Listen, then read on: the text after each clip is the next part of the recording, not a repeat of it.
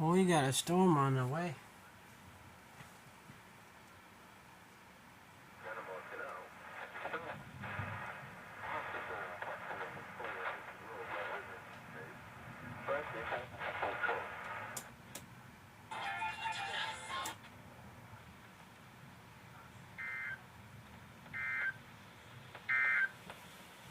The National Weather Service in Blacksburg has issued a flash flood warning for central Bland County in southwestern Virginia, northeastern Tazewell County in southwestern Virginia, northwestern Wood County in southwestern Virginia, western Mercer County in southeastern West Virginia, until 2:15 a.m. Eastern Daylight Time.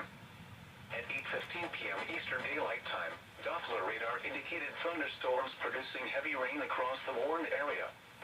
Between 1.5 and 2.5 inches of rain have fallen. The expected rainfall rate is 1 to 2 inches.